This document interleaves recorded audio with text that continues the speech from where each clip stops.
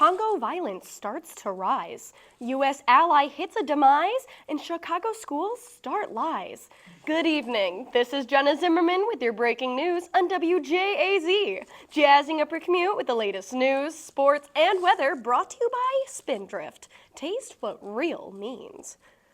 Our top story brings us to Congo, where the United Nations top human rights body on Friday condemned Rwanda's support of rebel fighters across the border in the eastern area and ordered a team of experts to examine rights violations in the region.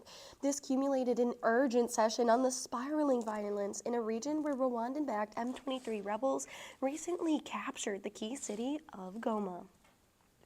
Next, a potential threat is detected as delegation from the global chemical weapons watchdog was in Damascus on Saturday for talks with Syria's new leaders for the first time since the fall of former President Bashar Assad. The Organization for the Prohibition of Chemical Weapons has found evidence of repeated use of chemical weapons by Assad's government during Syria's nearly 14-year civil war, but Assad denied using any of these weapons. Moving alliances to the White House as Donald Trump signed an executive order imposing sanctions on the International Criminal Court over investigations of Israel, a close ally of the U.S. The court has issued an arrest warrant for Israeli Prime Minister Benjamin Netanyahu for alleged war crimes over his military response in Gaza. With allies close, we keep enemies, well, mad, as Donald Trump has paused imposing tariffs on small-value packages arriving from China, apparently to give the federal government agencies time to sort out how to process millions of such shipments that have come through the U.S. without paying taxes. While immigration is fought in the White House, effects can be seen closer to home as Chicago public school officials had a calm, seemingly friendly conversation with two Secret Service agents outside Hamlin Elementary School, hours before the district sparked a nationwide panic when it falsely proclaimed immigration and customs enforcement agents tried to enter the building. Finally, a tragedy has struck as two people were in critical condition after a shooting on Friday night in the city Edgewater neighborhood. The shooting took place around 10:50 p.m. in the 5800th block of North Kenmore Avenue.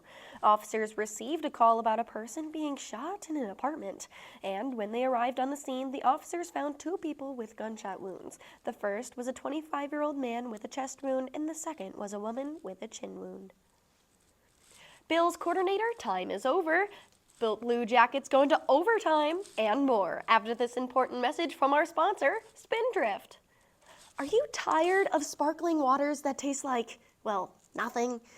It's time for Spindrift. Real fruit, real flavor, and really refreshing. At Spindrift, we keep it simple. Sparkling water made with just a splash of real squeezed fruit. No artificial flavors, no sweeteners, just crisp, clean bubbles with a hint of natural, delicious taste. From juicy raspberry lime to bright, sun-ripened pineapple, every sip of Spindrift tastes like real fruit, because it is. So go ahead, refresh the real way. Spindrift. Taste what real means. And now for your WJAZ Sports Report. Starting on the turf, the Buffalo Bills fired special teams coordinator Matthew Smiley, a move that came after coach Sean McDermott voiced support for his assistant. Smiley's job status was in question after following a special teams blunders in his third season as Buffalo's coordinator. Opponents twice converted first downs on fake punts, including in Buffalo's 31-7 wild card playoff win over Denver last month.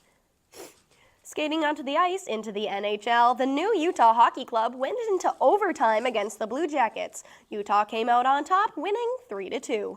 Next, high scores are seen as the Kings took the crown against Montreal, beating the Canadiens 6-3. Finally, in Minnesota, it gets wild as the Hurricanes blow into the victory, winning 2-1. As sports heat up, our weather cools down a lot.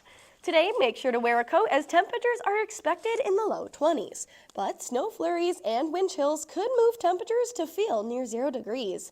Moving into the night, snow continues with temperatures in the single digits. Tomorrow, skies will clear up with temperatures rising to the mid-teens.